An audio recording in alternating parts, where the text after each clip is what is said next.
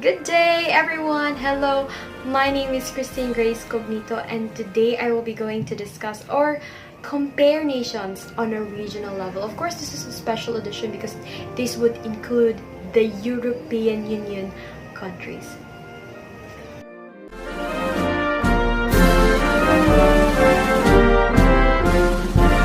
The official members, so the European Union, are in decreasing order of population. We have Germany, France, United Kingdom, Italy, Spain, Poland, Romania, the Kingdom of the Netherlands, Greece, Belgium, Portugal, the Czech Republic, Hungary, Sweden, Austria, Bulgaria, Denmark, Slovakia, Finland, Ireland, Croatia, Lithuania, Latvia, Slovenia, Estonia, Cyprus, Luxembourg, and Malta.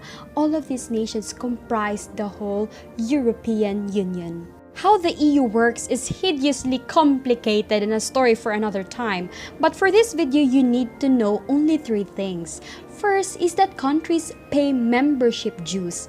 And second, countries must vote on law they all must follow. And third, citizens of the member countries are automatically European Union citizens as well. This last means if you are a citizen of any of these countries, you are free to live and work and retire in any of the others. The purpose of the European Union? Well, the goals of the European Union is to promote peace, its values, and the well-being of its citizens. It offers freedom, security, and justice without internal borders. Well, now that you have an overview of the European Union, let's try to compare the nations under the EU. Well, I don't need to compare all of the 27 countries. All we need to do is to choose 5 countries and compare them according to the variables like what type of government, what is their economic system, what are their socio-cultural practices. And of course, I have my own list of countries here. Let's try to compare Germany, Poland, Spain, Italy, and France. I choose these countries because all of them are high-income countries and they're the top 5 nations with the largest population in the entire EU. And also their culture, I believe, and historical background are really intertwined and really interconnected. So let's start with Germany. Germany is a pivotal player in the global scene. It is a prominent force in the European Union. Germany is a federal parliamentary democracy governed under the Basic Law for the Federal Republic of Germany and the Constitution of Germany. Federal legislative power is vested in the Bundestag, or the Parliament of Germany.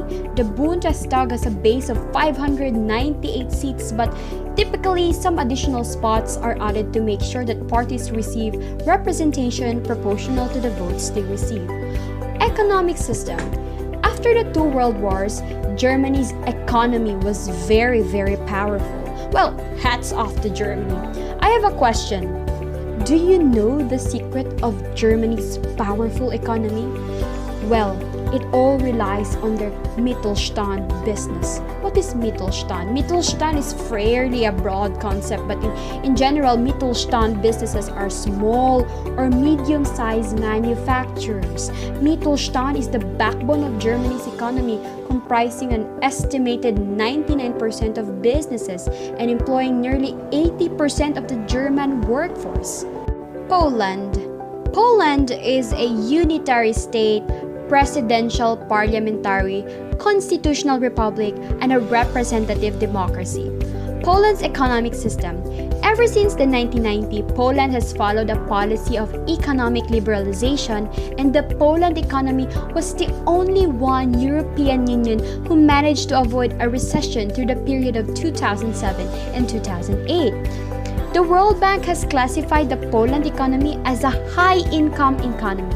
Poland has a strong manufacturing sector which has helped create the 6th largest economy in the EU, and their GDP ranks at 22. It's not that bad. Socio-cultural practices. Well, Poland is famous for their regional dress, regional dialects and forms of speech, peasant arts and crafts, and religious and folk festivals.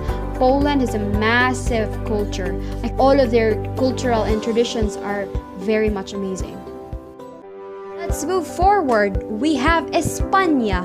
The form of government in Spain is a parliamentary monarchy, that is, a social representative democratic constitutional monarchy in which the monarch is the head of the state while the prime minister is the head of the government. Spain, in terms of their economy, has a mixed capitalist economy in which there is a variety of private freedom combined with centralized economic planning and government regulation. Their GDP ranks 13. Vehicles, computers, electronics, oil, pharmaceuticals, and plastics are one of the main and biggest exports of Spain. Italy. Well, Italy is a republic, a unitary state, a parliamentary republic, and a constitutional republic. Way back before the 1940s, Italy was once a monarch, but it was abolished on January 2, 1946, transforming it to become a democratic republic through a popular referendum.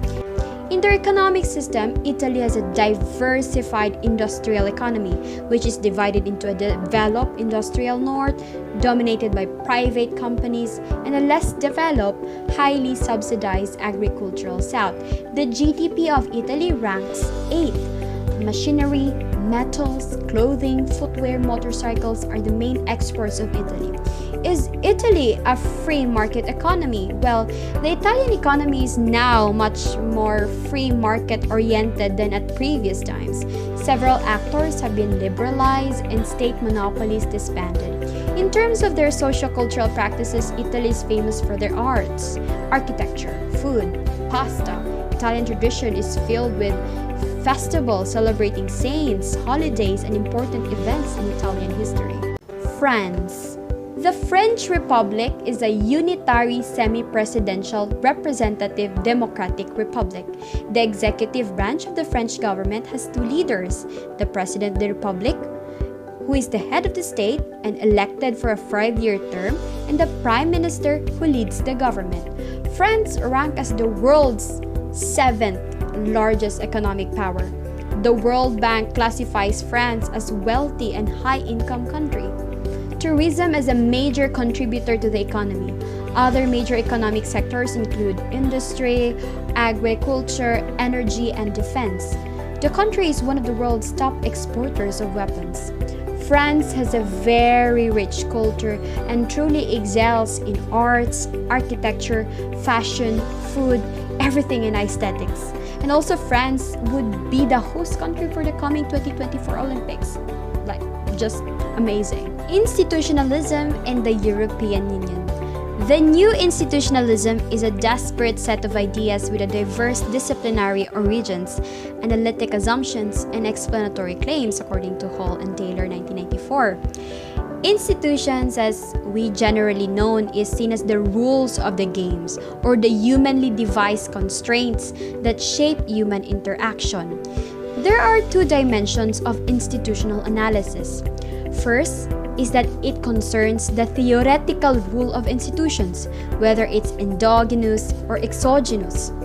Second is the theoretical place of actors' preferences. By preferences, we mean fundamental goals over outcomes rather than strategies. So these are just the two dimensions of having institutional analysis. Combining these two dimensions yields a fourfold classification of the institutional literature within which we place approaches to the European Union.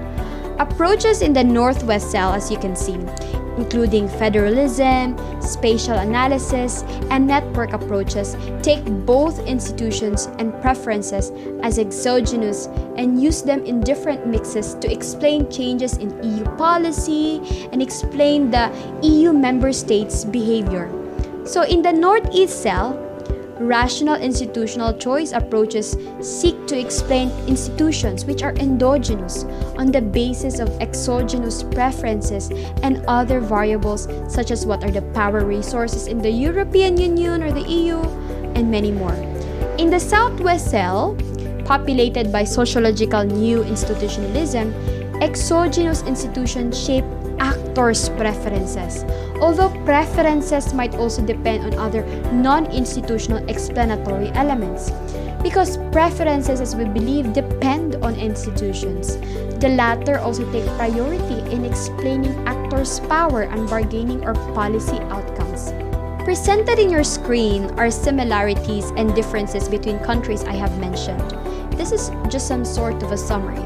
If you would notice in the mode of the government row, democracy or democratic government is one striking feature common to all of these countries. Poland, Spain, Italy, and France follows a unitary form of government, while Germany is a federal system. And if you would notice, Spain is the only nation who practices monarchy. The rest of the nations are not, and most of the countries adopt a parliamentary system.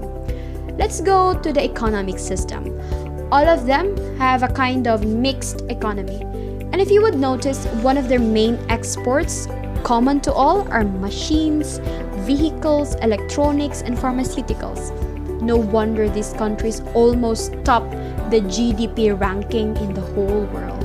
In socio-economic, you would also notice the three countries, Poland, Spain, and Italy, who are very fond of festivals, carnivals, and holidays in dedication for their local saints. So in this light, we could conclude that European nations are bound together by a common culture based on centuries of close interactions and their interconnectedness. Oh, it's you guys! Oh, welcome! Come in, come in!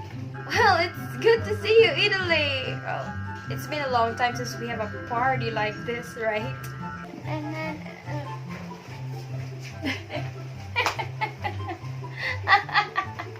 Spain! Oh no, I'm really glad you came. Oh, I would never miss this party. Cheers, everyone!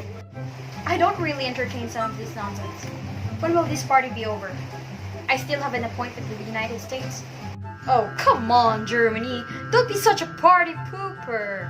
Party, party. Seriously? France is not here yet.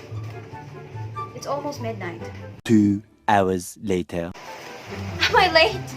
No, you're just on time. Oh my lord, what happened to Spain? She's really wasted.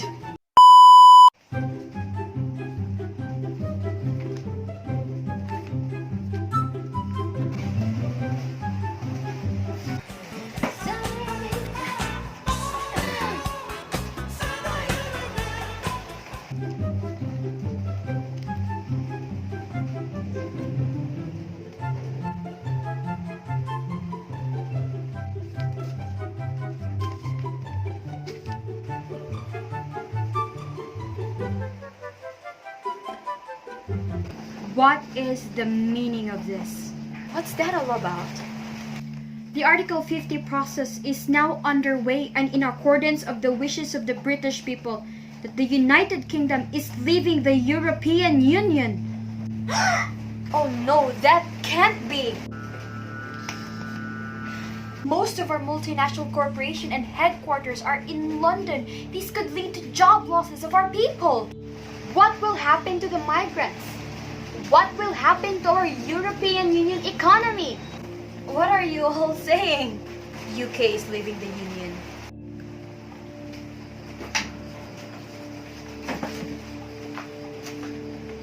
Where do you think you're going, Poland?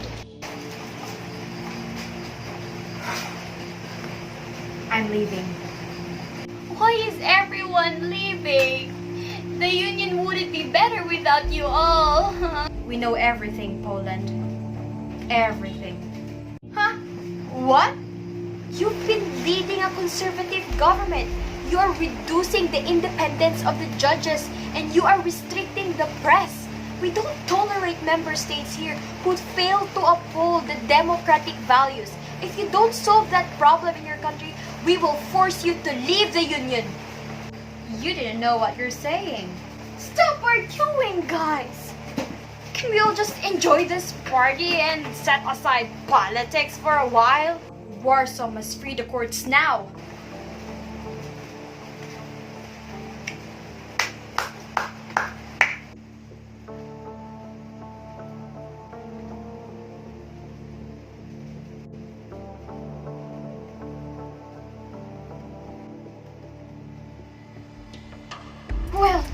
UK is right. We are better without the Union.